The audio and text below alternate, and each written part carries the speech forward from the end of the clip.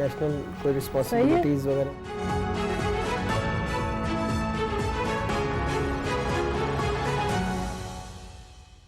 दो चार बातें कर लें। Assalamu alaikum and welcome to Perspective. Overall, of course, tomorrow, the 14th of August, we'll be talking about where we are at this time and particularly the challenges that Pakistan faces at this time on the economic and the diplomatic front. What are the efforts that are being made? Of course, we are also looking at a new caretaker setup before the next elections. We'll be talking about the kind of initiatives that are expected by this caretaker setup also to take us forward, particularly with regards to economy and also on the diplomatic front. All of that today on Perspective. I have with me Dr. Shoaib Ahmed, who's an educationist. He's also a practitioner and development consultant. Thank you for being with us today. We also have with us Dr. Khaqan Najib, who's a former advisor, Ministry of Finance. Thank you for being with us today. Shoaib sir, before I go to Dr. Khaqan, of course, the relevance of tomorrow particularly, and we do this, I think it's correct to reflect on where we are at least once a year. Looking back at what, the way Pakistan was formulated, its ideology, the kind of progress that was expected. How do you overall look at things where they are? Thank you very much. This is a very important day, and of course it is one of the most important days in any nation's life. And when we gathered here to celebrate this very important moment, it's been very important to look back at what we did in the past, and do we have any clear or visible agenda to move ahead, because this is the time to look back and to plan for your future. No? When we look back, yes, of course, it's been undeniable fact that we have a lopsided progress. We do have some ups and downs.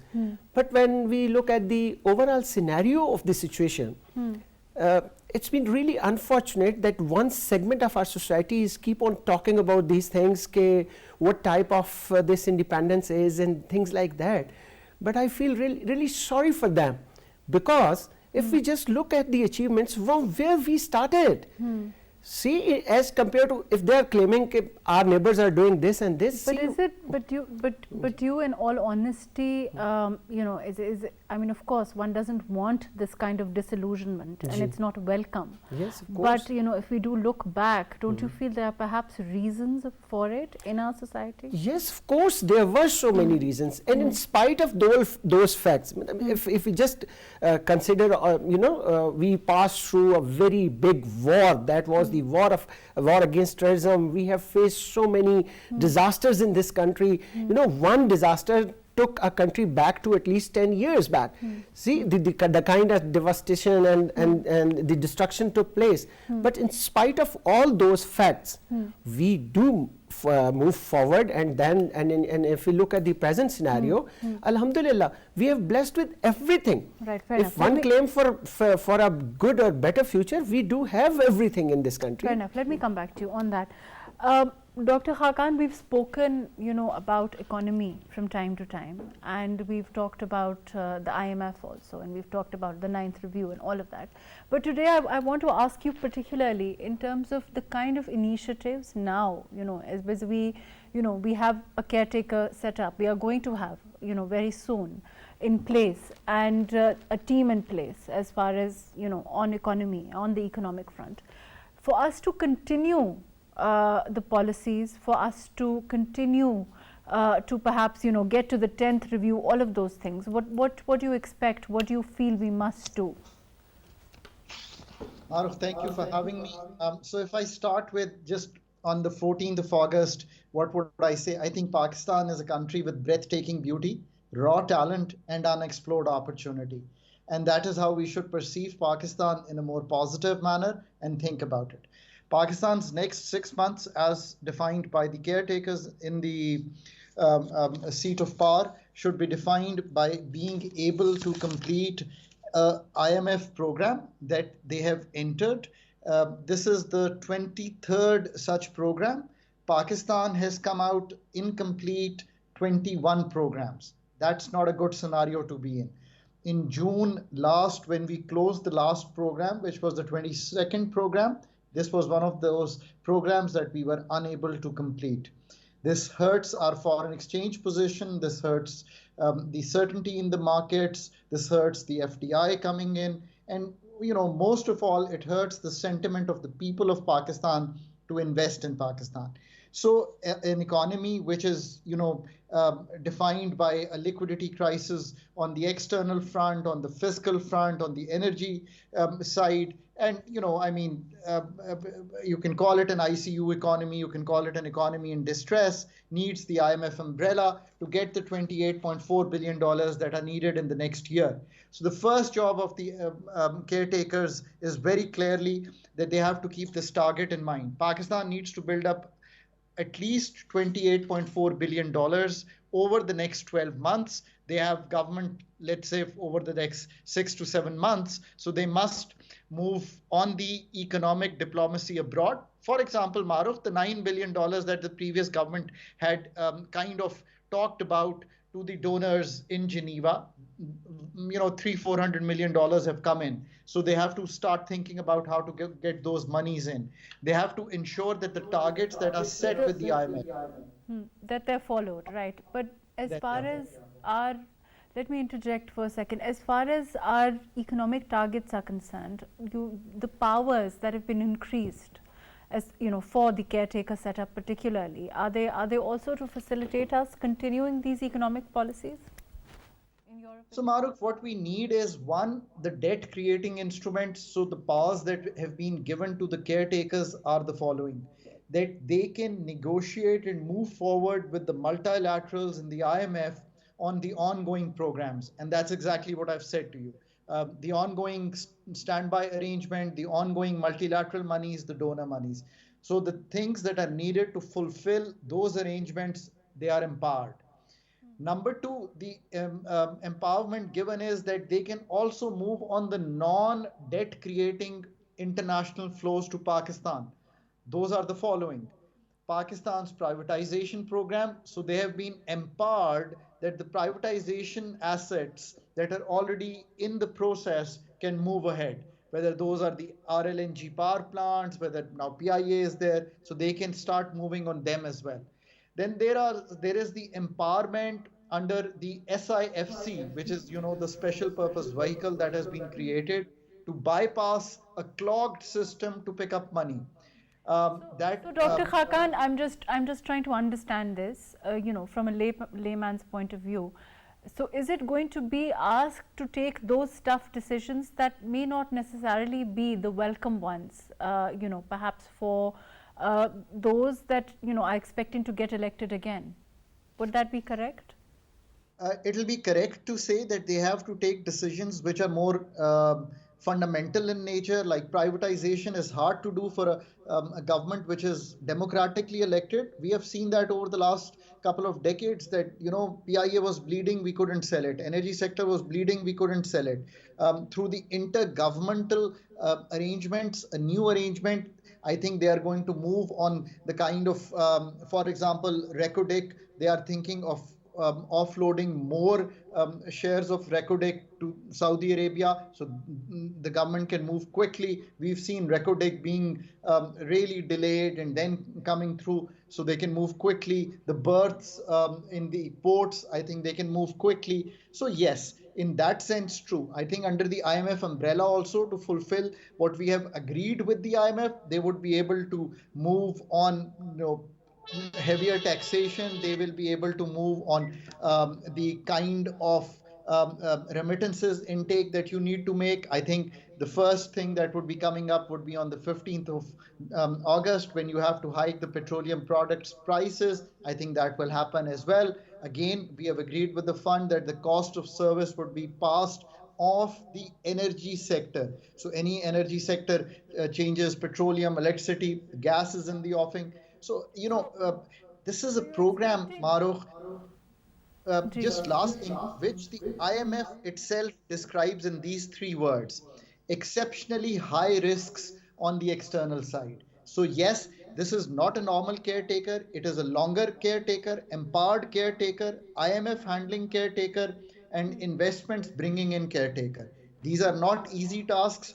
If the caretakers are not prepared from day one to come and play their innings, if they don't have key people in the Q block, finance ministry, petroleum, energy, privatization, investment, task would start looking uphill very soon. I think that's my take. Let me come back to you. Shoaib Sahab, of course, to Dr. Hakan, I was basically focusing on economy, but overall, you talked about, we were talking about disillusionment, the morale, so to speak, which comes up every 14th of August. There are reasons for it, but before we start blaming, either the politicians or we start blaming one particular fragment of society, isn't it something that is, perhaps trickled down to every segment of society? How do you overall look at it? Yes, of course. And to me, that all kind of development, and if you are planning to do something for your country, see, somebody has to take initiative at his own. Instead of cursing the darkness, you'll have to lighten up the candle at your end. This is what my belief in. The things are that Dr. Hakan was truly saying that what type of economic challenges are in front of us. But not only our leadership is required to be prepared to face all those challenges, at the same time, we'll have to look back and individually how I can contribute towards the development and progress of my nation, and as a whole, as a nation, where should we stand and how. And in present scenario, when we look at the economic challenges faced by our state, economy is a wise and thrifty utilization of resources.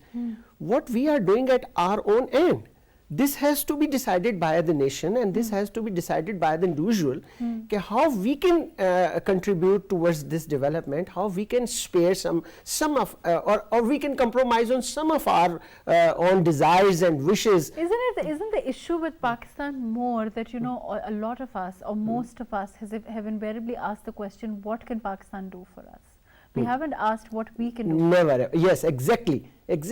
We are just looking at one side of the picture, and everybody is asking, and particularly, as I have mentioned earlier, I'm very much disturbed nowadays because the kind of things moving on social media and the segment of society, the way they are describing the whole situation, God forbid, it looks like that tomorrow we may not be existing on the map of the world. It is not like the case. It is not the case. Challenges, whoever, if you just look at the whole world is passing through these challenges. Look at the examples. We have some of the friendly countries where we are facing these type of economic challenges, but they are not disturbed. They are not in disillusion. They are not giving up their whole efforts and energies. But over here, the kind of situation, and I was just watching one of the segment of news on a channel. Today, the governor of Sindh, he was very much disturbed because he saw that there is no flag in Karachi, and he asked and he requested the minister, the mayor of Karachi, to move around and go and see why the flags are not in the streets. And then the other news was very also disturbing, that 40,000 people are daily visiting the passport office. And in last year, we just saw that 200,000 people left this country, and now in just one quarter, we saw almost 30 to 40,000 people are leaving. Why they are doing so? This is a very blessed country. Abandoning the ship, so to speak. Yeah. So this is a very blessed country. It is not the situation if we are in trouble, so we start. We have gone through, MAHRUKH, we have just, our whole life is less than 100 years. If you look at the countries, those who are developed nowadays, they pass through various stages, and their history revolves around hundreds of years. And in just 72 years, you have given up. This is not fair. We are not doing this thing correctly. This is my humble opinion. Dr. Hakan, in terms of looking back, as far as today, perhaps in your opinion, economically, is it in your opinion a case of successively bad decisions, or perhaps insurmountable challenges as far as Pakistan is concerned? Where do you think we went wrong? economically? So, Mahrukh, I think it's a case of policy omissions and a case of policy errors. So it's a bit of both. I mean, we have developed what you call a growth model that is just not working, which is based on giving impetus, throwing money in the economy and raising our growth rate. That money then creates a current account crisis and the growth comes tumbling down. No country in the world has done good without investment, productivity, and growth. In the economy, the people have to be made productive. Dr. Saab's absolutely right. The whole of the nation has to be made productive. We have not been able to do that. What is productivity? Productivity is me, you, Dr. Saab being better at what we do, being able to organize the economy better than the way it is today. Innovation is a concept which is created, whether it's Tesla, whether it's the solar panels in China, whether it's AI. That is what creates endogenous growth from within. I think we've almost not been able to do any of those things. Then there is the government footprint in this country, which very humbly, and I've been part of the government for more than a decade, we all should take responsibility. We've also done little to reduce the government footprint. We run the energy sector, compare it to the telecom sector that we run. So here's a success story of this country. You have a telecom sector which, when I connect with you from Lahore or when I connect with you from Paris, and I do connect with you from both places, gives exactly the same internet speed to me. It's a privatized competitive market. To some extent, that's working. And here's the energy sector: sole buyer government, generation government, discos government. I mean, come on. I mean, if we can't understand this much, that there is no electricity market in the country, then what can one say?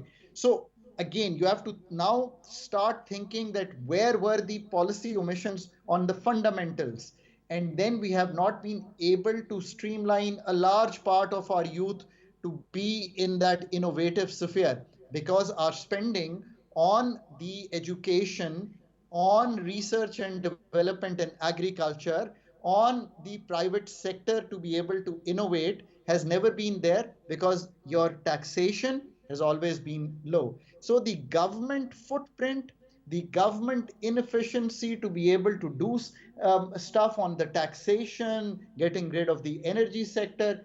PIA is now doing 100 billion rupee loss. 100 billion rupee, Mahrukh. Is that something, I mean, which should throw us out of our chair?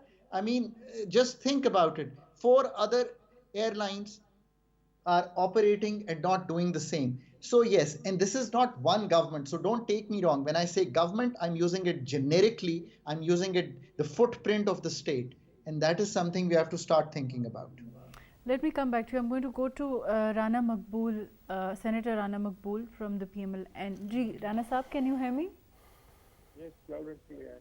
Rana Saab, your experience as a politician of long standing, your experience as a senator also, overall, this is one of those times, and of course the PMLN has been a party which has been, power many number of times. Overall, what do you think, is that one factor that is perhaps, something that we need to reflect on today, looking back at, where we've lacked as a nation in terms of our progress as a whole? Yes, that's mainly factor of continuity and predictability, unfortunately. Okay. If you remember back in 2017, once Prime Minister Nawaz Sharif was at the helm of affairs, and my friend, the illustrious economist who was talking, he gave me out the level of the pace of development, socio-economic development, and development in a variety of sectors. But it was disrupted, and a lot many conspiracies were hatched, and the system which was working smoothly and productively that was harmed in such a colossal manner that it went to the extent of being irreparable. And the repercussions we are facing today are due to this fact. I may mention here, once Mir Nawaz was the Prime Minister for the first time between 91 and 93, and you might remember Indian Finance Minister Manmohan Singh came over to analyze and look into the phenomena of spectacular development in Pakistan. And after having studied, he went back and tried to replicate what was happening in Pakistan. That juncture of time, India was having $2.1 billion in their kitty in their reserves. That was the situation. And once they continued working for their economic development and all, you can look at them. The main factor was that their system was never disrupted. Every time, once Prime Minister Nawaz Sharif was there, the system was disrupted, and there were many fortune seekers every time disrupted. Rana Sahab, you're, as far as this whole, looking back at the caretaker setup at this time, the fact that, we were just talking to Dr. Hakan also, and he was saying that this is perhaps a more empowered caretaker. We've seen that the powers have been extended. Is it because you are expecting that they will have to take those tough decisions and they don't have, a lot of political capital to lose, which invariably, your government under the leadership of Shehbaz Sharif Saab would have had? Dr. Hakan's appreciation of the situation is absolutely in correct lines. You needed a caretaker. If at all we are compulsorily we have to bring the caretaker, because I personally think this system is not a proper system. If you look at the real philosophy or the practical reality and the background of the Westminster model of democracy, there is no provision of caretakers. Because caretakers, though it has been incorporated into our constitution, due to absence of credibility or trust of the politician over the politician regarding the malpractice in the election, but it all the same injures and disrupts the system. The continuity of system is jeopardized by bringing the caretakers, and that tempo is broken, and sometimes the policies are reversed, and that causes a lot of damage to the economy. You might have a look at all the economies of the world, especially the economies in the Commonwealth countries. There is no system of caretakers. So therefore, we have to perhaps sooner or later revise the system and get back to the old system, because it ensures continuity. The issue is only of the credibility and trust vis-a-vis the opponents, the opposition and the government. Otherwise, in all the Commonwealth countries, the elections are conducted by the sitting governments. So therefore, that is a major problem. Do you think that we are working towards those systemic changes that will lead to, the kind of results that we want and that we've been wanting for a while, but unfortunately we haven't been making those changes? Yes, we must make these changes as soon as possible, because we can't wait for long. We have already been going down the drain, and all of the contiguous countries, most of them, are in a better shape than us. We being an atomic power and geostrategically very important state, we are not even comparing ourselves with the contiguous countries, unfortunately. So there is something very, very wrong in our system and in our policies. Actually, a lot of machinery is carried out by those people who are not really expert in this science of economics, unfortunately. So let's see, once this juncture is over, the caretaker issue, and God willing, they perform all right in a positive manner, and they go for election. Senator Saab, please stay with us. I'll come back to you. Dr. Shoaib, do you think that, when we talk about one of the main focuses in any nation's life is education, do you think perhaps, as a nation, we haven't focused on, education particularly, as far as empowering our students, empowering our, with that kind of critical thinking perhaps, which again, like you're saying, leads them to understand that it is what they must give to their country. And we haven't been able to, work on those lines. That kind of research is not done, that those kind of initiatives have not successively been taken for a long time now. Yes. Thank you very much, Mark. This question is very close to my heart. Being an educationist and I spent more than 3 decades, there are two aspects, there are two parts of your question, and I'll quickly wrap it up. One is, what type of educational system do we have? Is it completely, you may say, spoiled, outdated, or something like that? With due respect, no. Okay. Because I'm the product of this system. Ji. I'm not Hutchinsonian, I'm not Lumsian, I'm not Nastian. I've been grown from no offense to those institutions. No offense to those institutions, but I've been grown from a Chappad school, and I have competed at the international level. And like me, people like me, there are so many individuals in this country. There is no way. I must say that we do not have scarcity of the brilliant brain in this country, and we are the product of this system. This is the one answer to your question. Okay. The second one is, if we just look at the spending on education, I have done these statistics, I have narrowed down the whole amount which they kept in the last budget, and would you believe only 37 rupees per year are available for one single individual just to carry on his education at national level. The 37 rupees, and this is my own research. Okay. This is another aspect. No? And one thing which I really feel very, sometimes I really feel disturbed on this particular issue, that in a nation's life is just like a relay race, 100-4 relay race, in which you have a baton in one of your teammates' hand, and he has to pass it on. Being a student of Pakistan studies, this is not a political statement, this is the statement of a student who has spent his life studying Pakistan. What I have seen that our policies are revolving around individuals. Every time we'll have to pick it up, the plant of democracy, and look at whether it's been grown or not.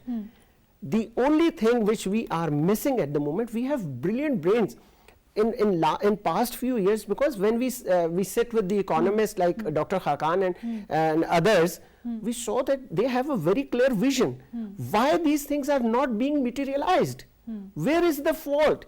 It is not fault with the policies, it is not the fault with the vision or something like that. The only fault is with the consistency.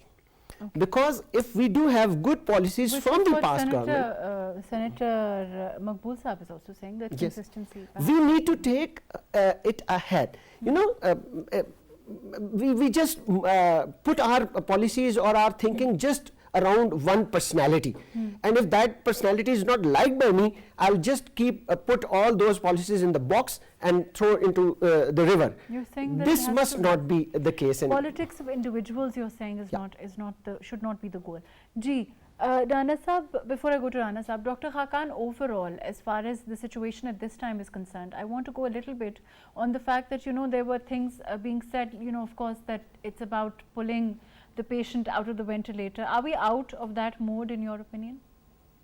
As long as Pakistan stays under the umbrella of the IMF, as long as on 30th of September, all the targets that have been agreed with them, indicative targets, quantitative targets, structural benchmarks are met, we will all be comfortable of not being heightened on the default front. But if there is any delay again with the IMF, things will start looking difficult. July, MAHRUKH has not presented good numbers. I am sorry, when I look at Pakistan's exports falling, Pakistan's remittances falling, Pakistan's inflation on the higher side, the numbers are not good. I hope someone in the Q block is looking at those numbers and doing the remedial measures that are essential. And that's my take. If we are able to do those, we stay with the fund, and we are able to pick up some monies through the special vehicle, the SIFC. So we have some money coming in on the FDI. Then we will stay comfortable till a new government comes in and starts taking the fundamental steps that I keep mentioning. One thing Dr. Saab said very rightly, that this country is ours to change. Mahrukh, tomorrow morning you will read in one of the leading papers an article. It's entitled "Ours to Do." And from the perspective of 14th of August, I put it to everyone. It is for us to choose good leaders. It is for our leaders to find better policy. It is for us to correct our energy system.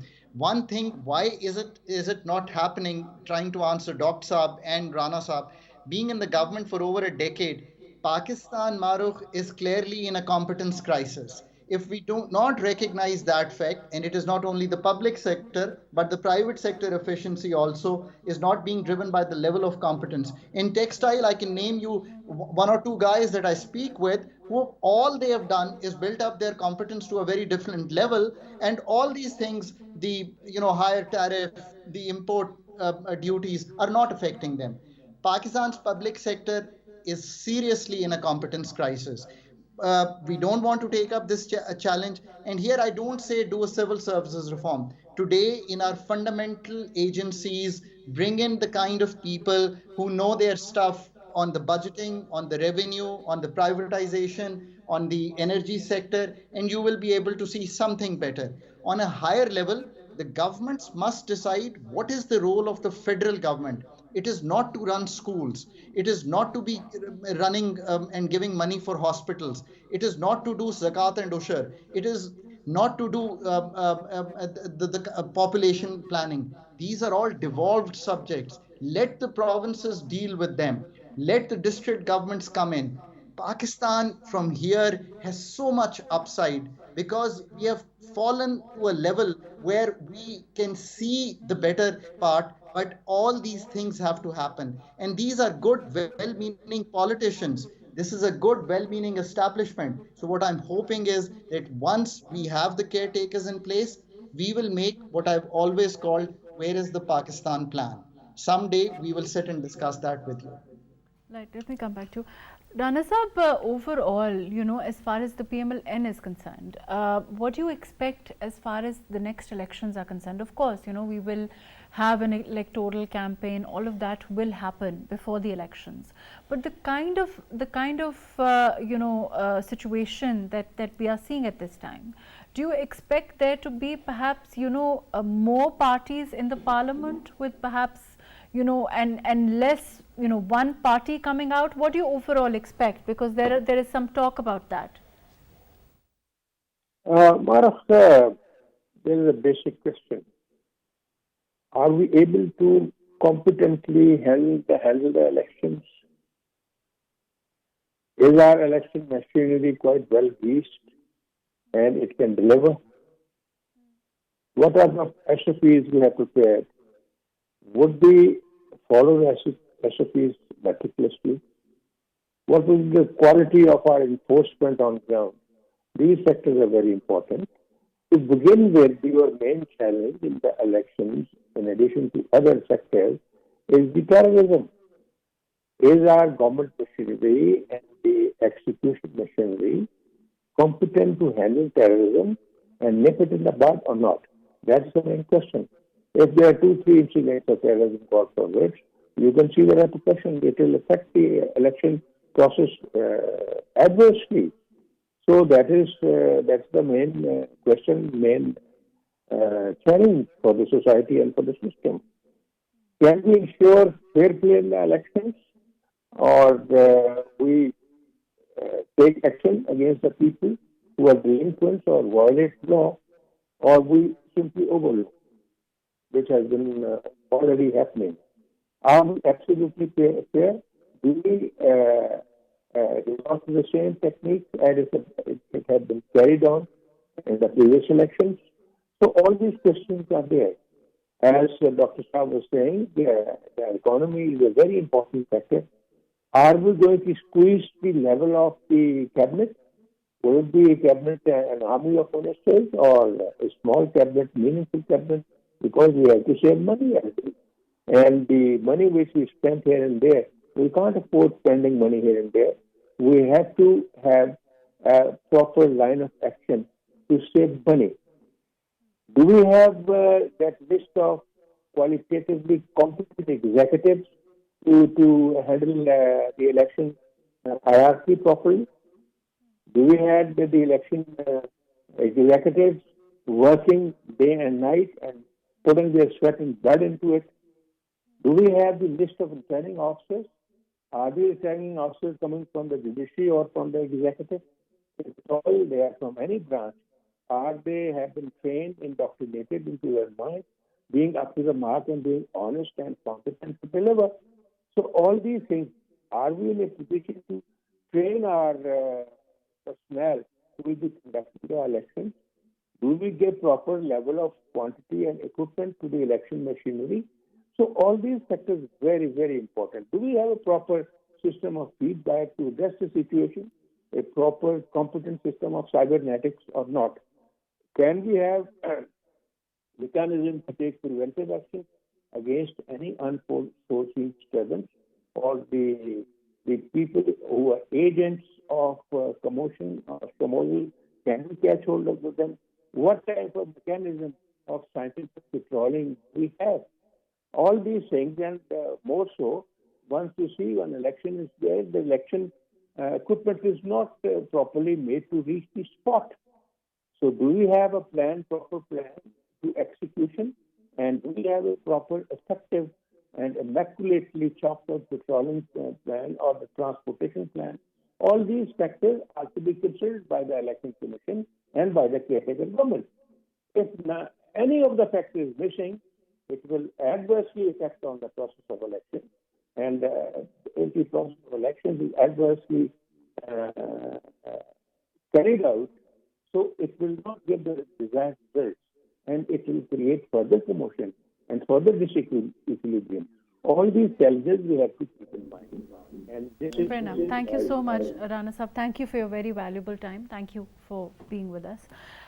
Dr. Shoaib, overall, as far as the areas in which you feel, as far as the youth is concerned, let's talk about that, to give them that kind of fervor, give them that kind of spirit also, do you feel like it's, again, you mentioned the flags also. Overall, it perhaps talks about how much spirit we have left as, in celebration of these such important, of course, 14th August is hugely important. Very important. For our country. We, for us to have passed down that kind of spirit to our children, to our youth, that's also essential. Yes, very important. And, MAHRUKH, it's not just wordly, I'm sitting in front of you or talking about anything. Tomorrow morning at 6:30 a.m., I have requested, one of our team is working on this project of youth empowerment, and we requested many people to bring their children with them, and we have a very clear plan. Okay. Dr. Khakan was mentioning in his answering to your one of the statement that there's a question of competence at a various level. I must say, MAHRUKH, that because of the nepotism at the government level, and I'm talking about every single government, the people, those who are really good, they couldn't find their way to that place. But when we talk about, I want to focus, I mean I have very little time left, but I want to talk about how we can perhaps increase this kind of spirit in our youth. Yes. This is what I'm answering. When we just look at the scenario and the way our youth is disturbed because of the present situation, the role of parents is very important.